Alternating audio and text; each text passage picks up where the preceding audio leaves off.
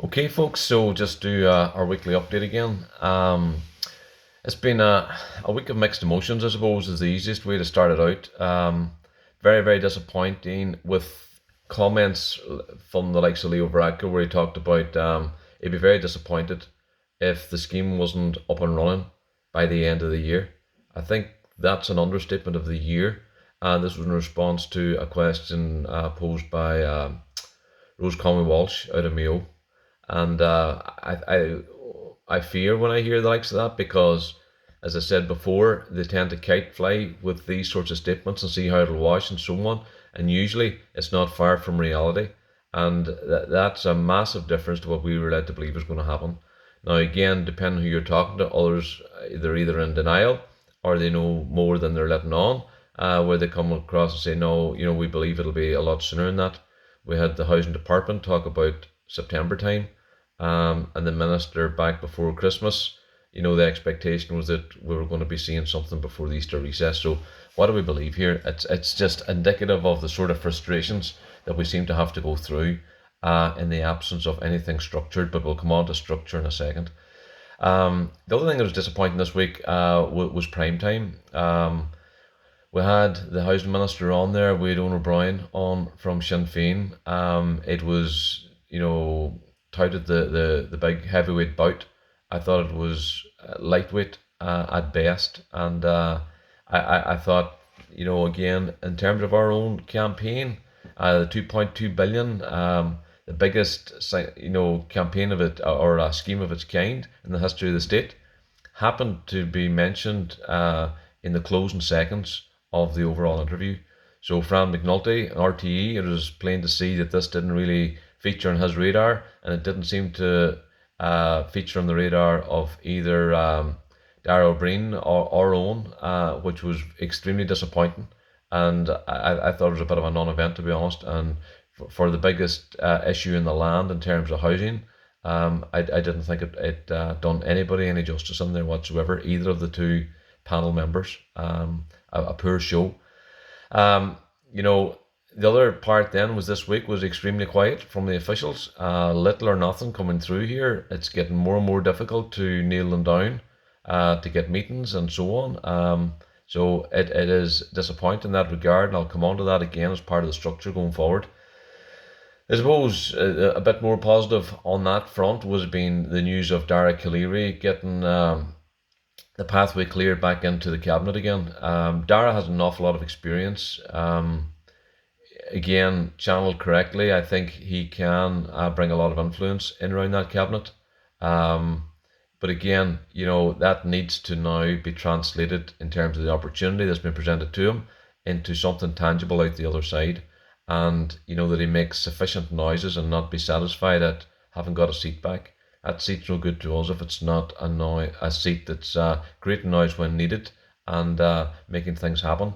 I think he will definitely try to do that. But again, all of this is a results game, and so far, we're struggling to see where a lot of our TDs are at the moment. To be quite honest with you, um, we did have a meeting on Friday night with Charlie McConlogue at Charlie's request.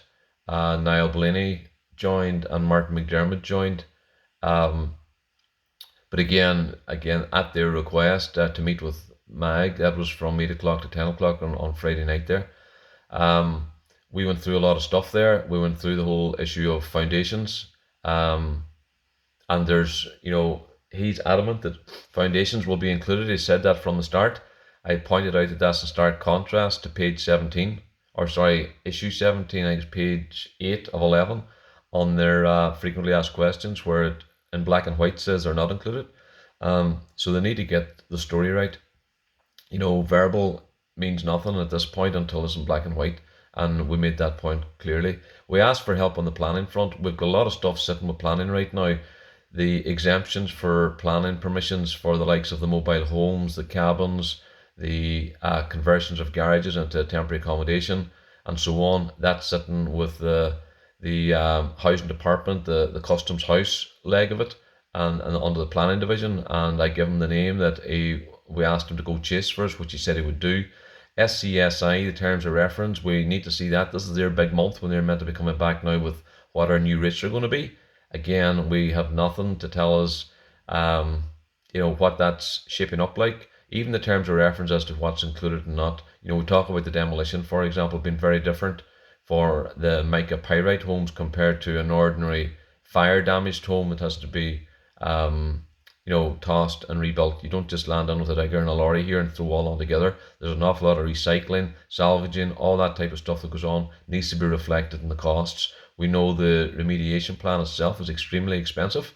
You're up into 10, 12, 14, 16,000 euro. Very, very different again to an ordinary SCSI type house through an insurance scheme. That all has to be included in there. And lastly, whatever they come up with can't be interfered with by government. And if they do, we need to see where that interference was. And that's what we were promised in the letter of the 23rd. All of that was reinforced again to them. The end-to-end housing agency, we've also asked for end-to-end is what they had in the Leicester Pyrite scheme. We believe there are situations up here where that should also be the case, and housing agency should take that on. Should it be somebody that's incapable of taking on their own home as a project manager, for example? Should you be, the very elderly or the sick or whatever the case may be? There needs to be support and help there. It can't be left to Mike Action Group and to a few other people to try and close these differences. There needs to be some sort of structured plan in and around what we would see as exceptional cases, and the housing agency should be taking these on end to end. They said they couldn't go on the entire scheme because it's too big, but they must be able to do something for these people that are, we're getting the phone calls at the minute that says, and they're saying, how do we even start this? I'm 80 years of age. Am I meant to project manage my own home here? Absolutely ridiculous to even think about it. So where are their plans on around that? The other parts then is the liaison officers, for everybody in terms of application filling. Mark McDermott's running around the country trying to do it. We're doing the same thing as a Mike Action Group and others as well. So, that's not good enough. We've got some people coming forward with their own suggestions that if the funding was in place, we would provide a couple of people to go do that. If they're not going to fund that or do that, then they need to put in their alternative themselves. But this limbo can't be left where nobody knows how to go start the application process, for example. The whole thing of legislation, where is all that at? We can't wait until everything's enshrined in legislation to see what it is they're putting forward. But again, we're not seeing visibility of it. The overall scheme, where is the plan? Where's the lead guy? Charlie did say on Friday night that someone's been appointed this week here. What is their role and responsibility going to be? Is it going to be around just the testing end, or is it going to be the entire project that they can then present to us what the plan's going to look like, how they're going to resource it, how they're going to roll it out, what they're going to do with displaced families while houses are being rebuilt, all that project management stuff. 2.2 billion euro scheme, and we seem to be asking all the basic questions and we're not getting answers.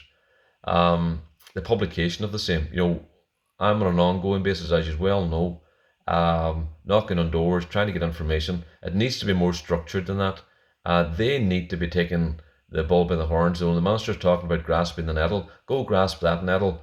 What is your plan? What does that look like? And can you please let us in to see it without us having to go cap in hand, knocking on doors and hoping that you get a bit of somebody's time? Not good enough, just simply not good enough. IS 465, we know where the shortfalls are in IS 465. What he's going to do that doesn't need to take a year. We suggested already the minister puts his two instructions for the inclusion of foundations and other deleterious materials alongside IS 465, hence not requiring a 1 year wait on IS 465 to be updated. No response as to whether that's a good idea, a bad idea, or what they're going to do in place of it. The whole RTB for the rental end of things, where's all that at? Still struggling to get news on that. So it's extremely difficult and extremely frustrating as to where all that ends up. Donegal County Council then themselves, where is all their stuff regarding the payout, which we're expecting in a couple of weeks, along with the emergency funding? Again, we need to see that too. A lot of applications were in limbo. We were told that was sorted out, and now there seems to be conflicting news depending on who you're talking to as to whether that's moving forward or not. So I'm going to do the video in two halves today. I'll send out the second half on the good news from this week, but I think this stuff are issues and we need to be focused and laser focused on making sure that we are very verbal on this going forward. I'll do another one in midweek. Okay.